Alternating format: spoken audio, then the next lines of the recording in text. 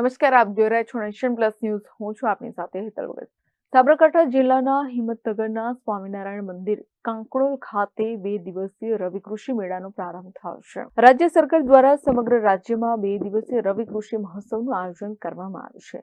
ખેડૂતોને રવિ પાકો વિશે આધુનિક તાંત્રિકતા અંગે માર્ગદર્શન અને ખેડૂતલક્ષી વિવિધ સહાય યોજનાઓ અંગેની સમજ મળી રહે તે હેતુથી રવિ કૃષિ મહોત્સવનું આયોજન કરવામાં આવ્યું છે. સાબરકાંઠા જિલ્લાના હિંમતનગરના સ્વામિનારાયણ મંદિર કાંકણોલ ખાતે તાલુકા કક્ષાનો 2 દિવસીય રવિ કૃષિ મેળાનો પ્રારંભ થયો હતો, જેમાં વિવિધ ખેડૂતલક્ષી યોજનાના લાભાર્થીઓને લાભ વિતરણ કરવામાં આવી રહ્યા છે. તો વધુમાં પ્રાકૃતિક ખેતી કરતા ખેડૂતોને પ્રાકૃતિક ખેતી, મોડેલ ફાર્મિંગ અને મિશ્ર પાકો અંગે જાણકારી અપાઈ રહી છે.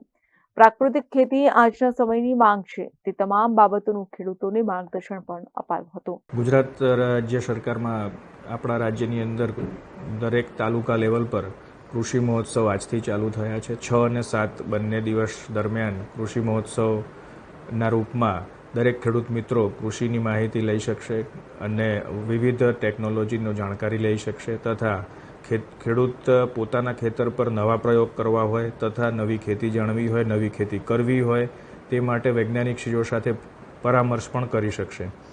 રવિ કૃષિ મહોત્સવ 2024 અંતર્ગત 247 તાલુકાઓની અંદર આ કૃષિ મહોત્સવ થનાર છે, જેમાં સાબરકાંઠાના તમામ 8 તાલુકાઓમાં રવિ કૃષિ મહોત્સવનો આજથી શુભારંભ થયો છે. તેમાં ફાર્મ મશીનરીના સ્ટોલ લાગેલા છે, જેમાં ખેડૂત મિત્રો તેનો લાભ લઈ શકશે. સાથે સાથે નેનો યુરિયા ડ્રોનના પણ સ્ટોલ વિવિધ જગ્યા પર લાગેલા છે, તો નેનોના પણ ખેડૂત લાભ લઈ શકશે.